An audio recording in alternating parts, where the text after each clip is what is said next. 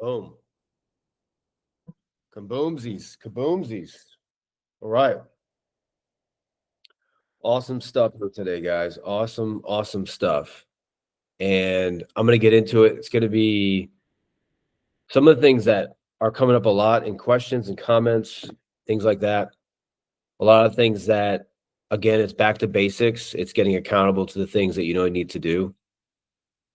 A lot of those things, I know they seem like they're elementary, but they're really not elementary. They're everything. And just like sports teams, you look at it, even the NFL, they're still doing the same drills before games as high school kids. So this stuff matters, and I just want to dig into it. I'm gonna call this: you can't rebuild with the same mind that broke you. You cannot rebuild with the same mind that broke you, guys. I know that you're trying harder and you're doing more and you're doing all of those things. What I look at is how uncomfortable are you with the decisions that you're making based on you, not based on anything else. And I don't mean discomfort in that you can't take your kids on vacation. I don't mean discomfort that you can't buy the groceries that you want to buy. I'm not talking discomfort that I'm talking discomfort about things that you know you need to do, but you're just not doing them. Discomfort in this, just got a nudge here. Discomfort is addictions that you keep letting slide. And they slide when maybe the kids aren't there. So you're almost operating in two different lives. When your kids are here, you operate like this. When your kids aren't here, you operate like this. Scripture says it's a double-minded man is unstable in all of his ways. That is an unstable way, and that is an unstable way that will be transferred to your children as well. So it's not just about you. It's about what you're transferring to your children, that you're leading, you're guiding, and you're showing them. So that's one example. Maybe it's alcohol. Maybe just drinking too much. Maybe you're messing around with weed or something else, different substance, something that just kind of, you'll call it, oh, it calms me down. I'll tell you what it was for me. It's exactly what I would say. When I would do those things, I would say, you know what, I deserve it. Man, I've had a big week. It's been a tough week. It's been a stressful week. It's been so hard. It's been so tough. I just need to chill out for a minute. Just take care of myself for a minute. And you and I both know that none of those things take care of it. None of those things make you better as a man, make you better as a dad, give you more clarity and more confidence. None of those things do.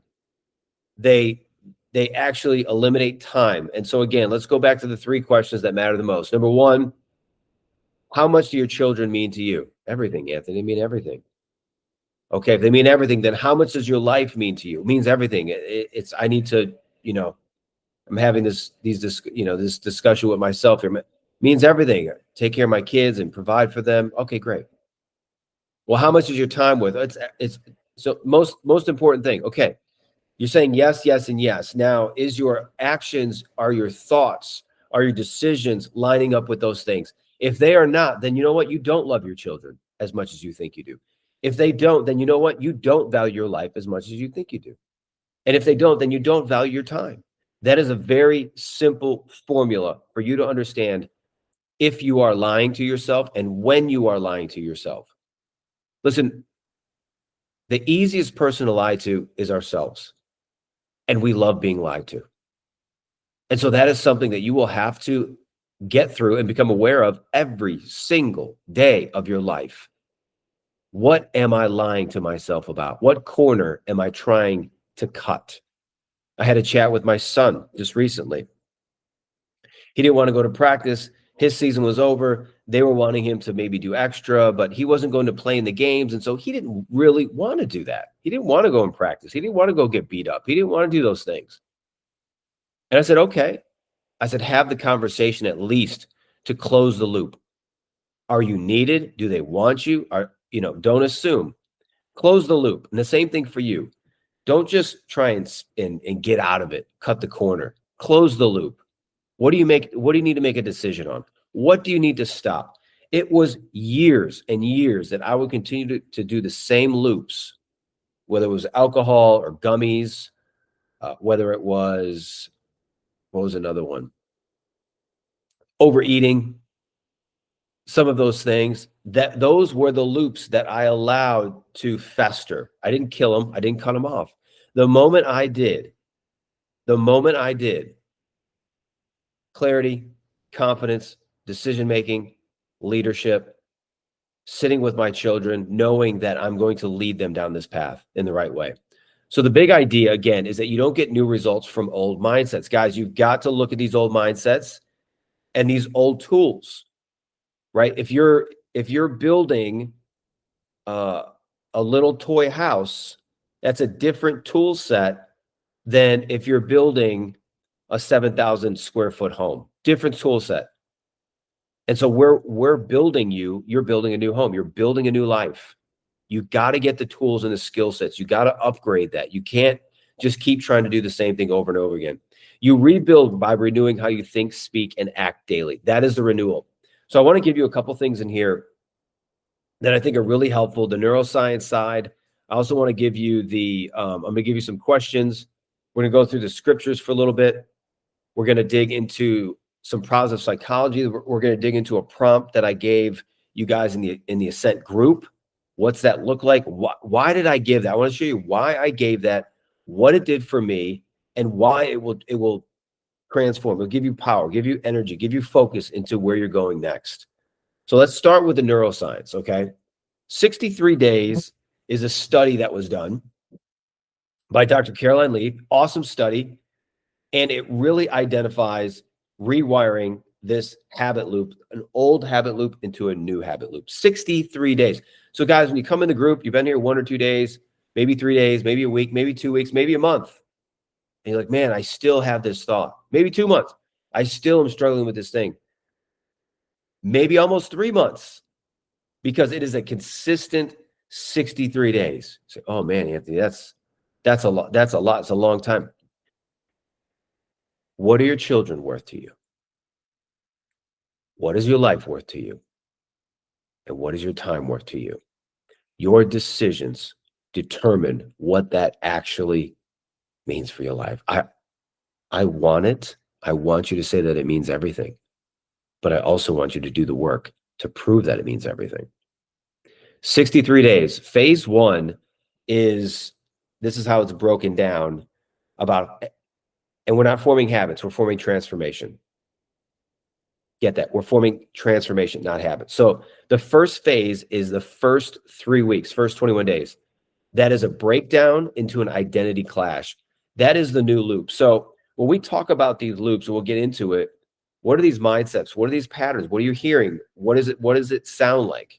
Getting these out of your head onto a paper, journaling them, questioning them, becoming aware to them as soon as possible.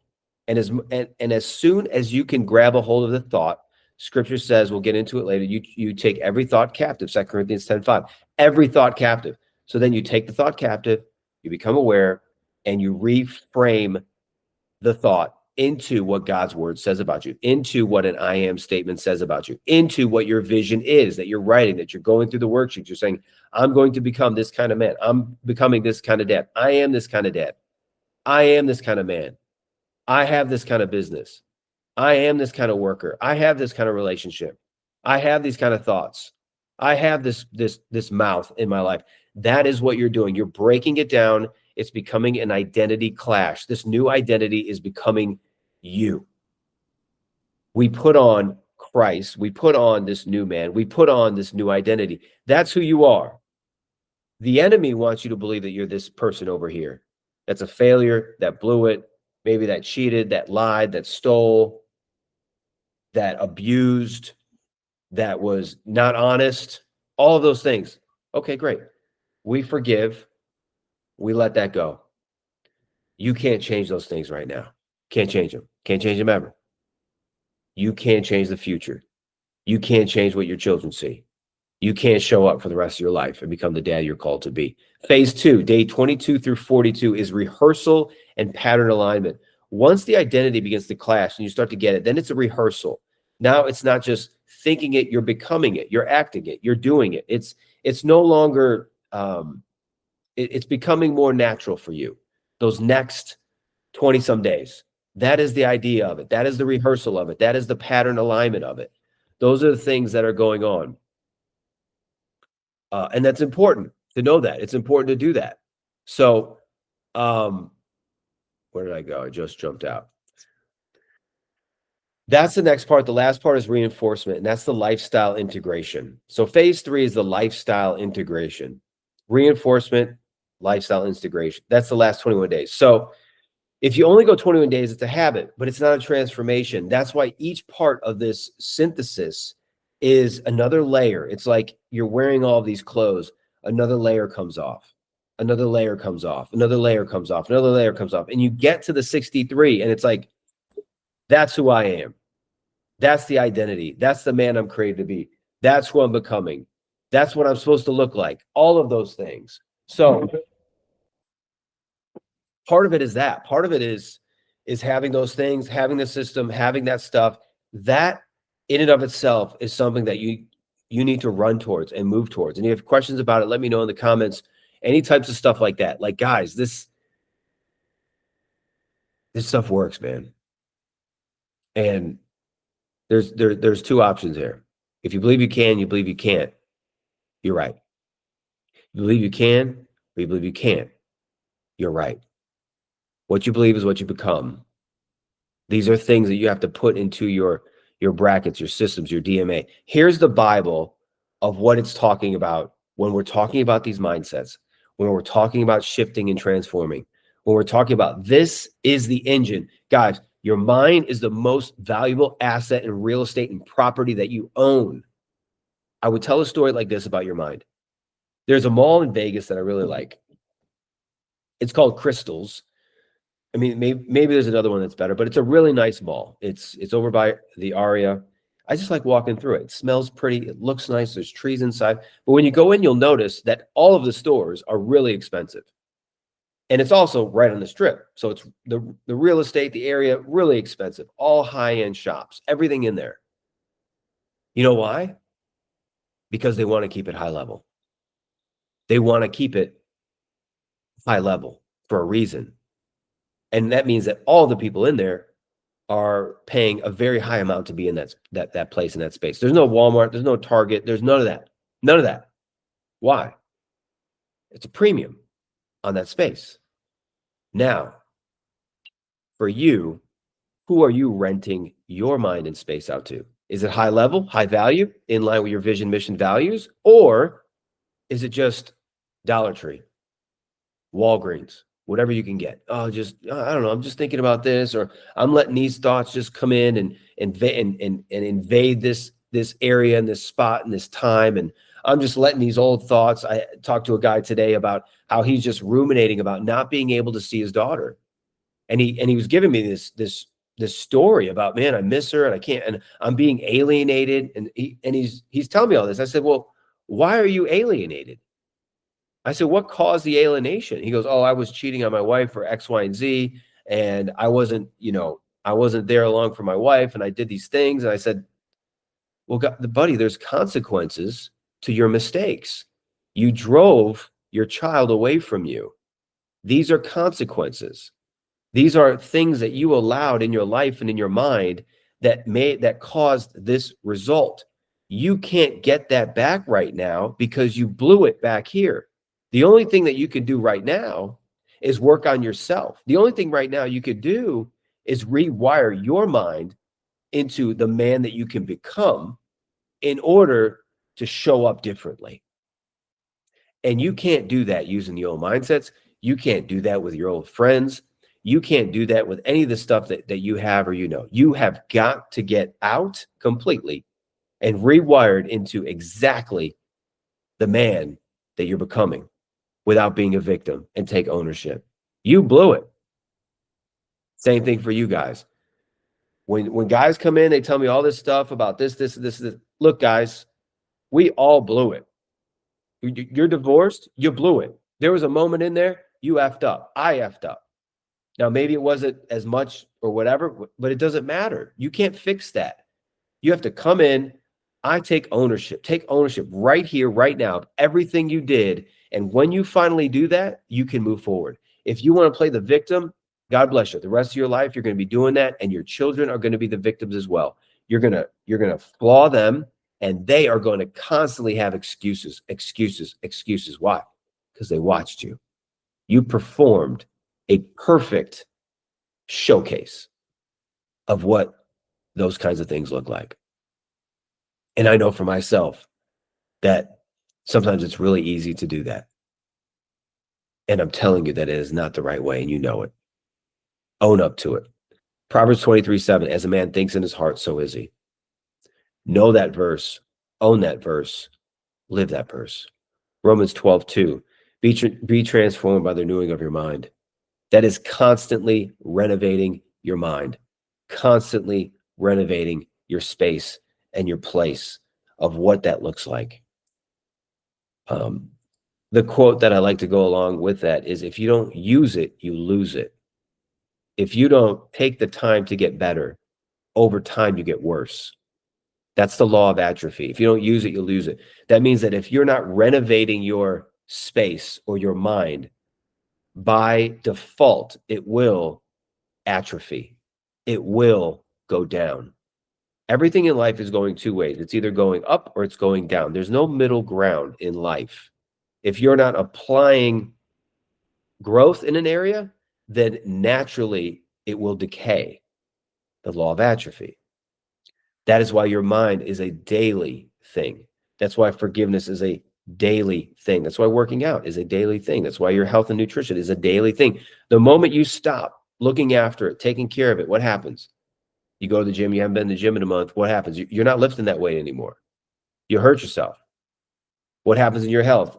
You put a few pounds on, things happen, stuff goes on. Why? The law of atrophy. 2 Corinthians 10:5. Take every thought captive to the obedience of Christ.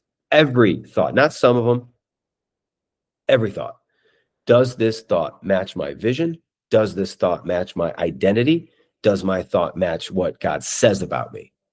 If it doesn't, it's captured, it's removed, it's transformed into the energy that you need it to be. Trying to rebuild your life with old mindsets is like trying to clean a dirty floor with a filthy mop. It's disgusting. You ever tried to wash your car? I remember when I used to wash my car more. And it gets dirty and the soap gets dirty, and then all of a sudden you're just washing your car and it's just dirt. It's just dirt on dirt on dirt on dirt. It doesn't get as nice as you like it. So think about it like this. You're still using, with these old mindsets, is like you're still using the same lens that distorted your vision before.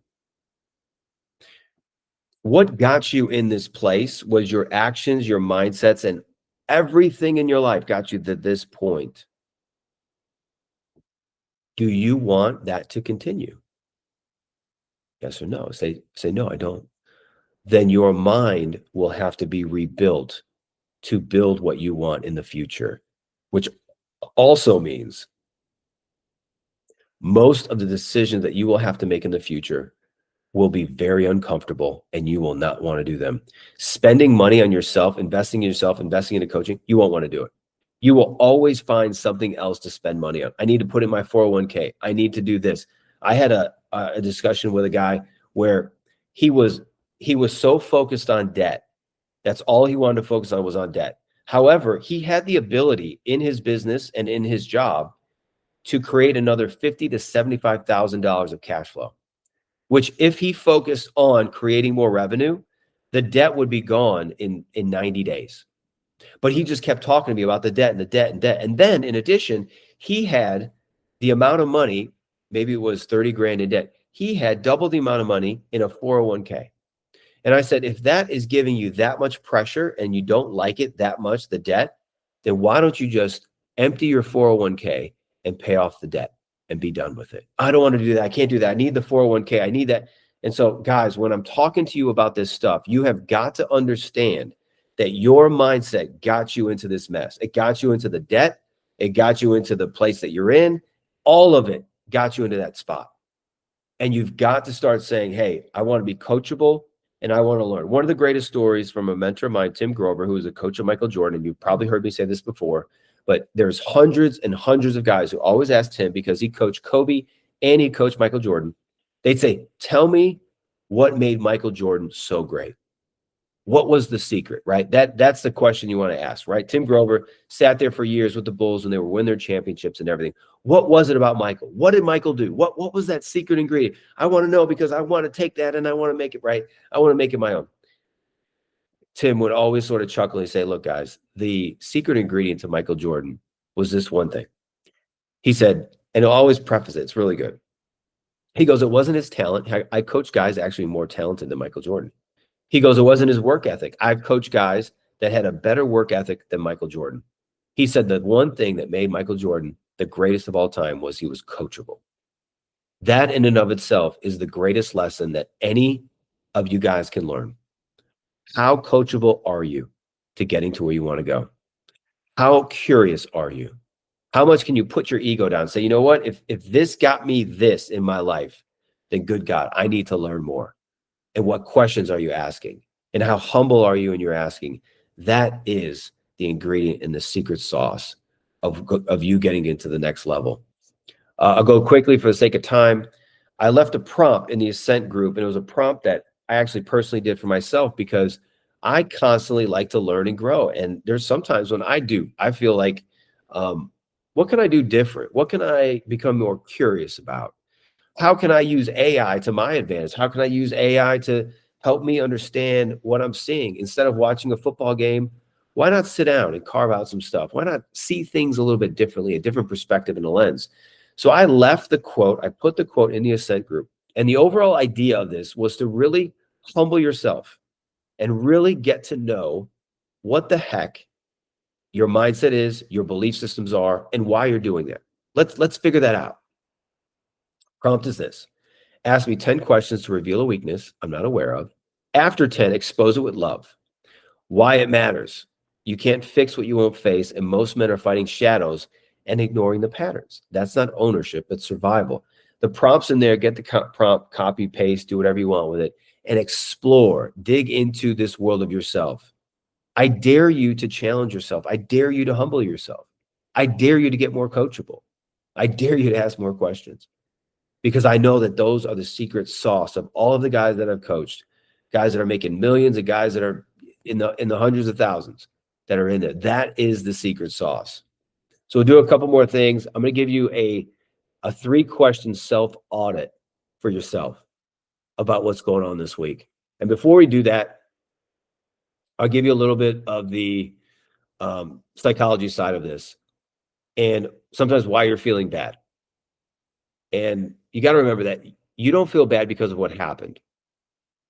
The psychology part of this is that you feel bad because of what you believe about what happened. It's not what happened. It's what you believe about what happens. And many times those beliefs aren't actually true or real.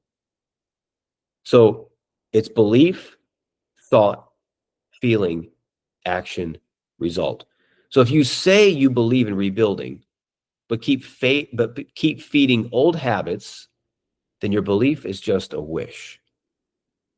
I want to rebuild, but you keep scrolling, keep watching TV, keep hanging out with people that are garbage, right? Keep letting addictions get in there. Keep not promising those things, then your belief is just a wish. Thought spirals, listen closely, thought spirals grow when they're not challenged. And that's why truth telling and coaching go hand in hand. If it's not challenged, if it's not aware, if it's not brought up in the gates of change that we talk about often, awareness, acceptance, accountability, and action, if that doesn't happen, then you're living this spiral just perpetuates quicker and bigger. And it's like this snowball effect. It's like, holy smokes, where'd that come from? It's big, it's huge. Your mindset is part of it. So let's get into the last part here. What thoughts, let me see here. 3 questions. If your beliefs were judged only by your behavior, what would we conclude? Don't tell me what you believe. Show me your behavior. Show me your actions. And what would we conclude? That's something that you have to figure out on your own. You have to do and be honest. So the first question is this. What thought dominated my day yesterday? Did it build or break my rebuild? Number two, what's one habit that I would be embarrassed to show my kids? Oh, what's one habit I'd be embarrassed to show my kids? How about porn? You want to whip your phone open and show them some of that? You want them to get into that dark spiral? Oh, you're like, oh, it's no big deal. I don't really, it's not a thing. Look, guys, I've been there as well. I told myself all the same things, all of it. It's all BS. It's all bad belief systems. It's all lies. It's all made to crush your strength, crush your weakness, crush your masculinity, crush your drive, and crush your relationship with the Lord. What's the habit that if you showed your kids, you'd be embarrassed? Number three, if God looked at my calendar, what would he say I value? I would add into that. If God looked at my checkbook, what would he say I valued? Both of those, are your values aligned to those things? The FAST system goes like this: focus and faith, accountability and awareness, systems and strategy, and transformation. The accountability is obviously the gateway drug to freedom. Focus is this: what future are you creating in your mind daily? Accountability, who's challenging your BS? Strategy, are you tracking inputs or only reacting to pain? And T, transformation, do your behaviors confirm your beliefs? Guys, those of you, you're in this group for a reason. It's here to do the stuff, not to just read about it. We got one life, man. You got one shot at this. Your kids got one shot. It goes quick. It's burning up before you even know it. Couple things before you go, and then we'll rock this out. Identity-based goals outperform outcome-based goals by 80%. Identity-based goals outperform outcome-based goals. Who are you becoming? What does that man look like, feel like, talk like, and become? That is the goal. That is the goal. What is the pinnacle and the peak of dad life? What is the pinnacle and the peak of divorced dad 2.0, the new man, the rebuild? You don't just say, I want to be better. You become the type of man who does what better men do. That's what James Clear says in Atomic Habits. And so a couple tools to consider, a couple things to look at. One of the things I really like would just be doing this: what I say versus what I do. Write a list, put a line down the middle. What I say versus what I do. What are you coming up with there? Is it lining up with who you want to become? I'd also recommend a behavior audit using your screen time, text, and calendar. What are your behaviors showing you? What are they showing your children? What are you handing off to your children because of your behaviors? Right? What is your mouth? What does that look like?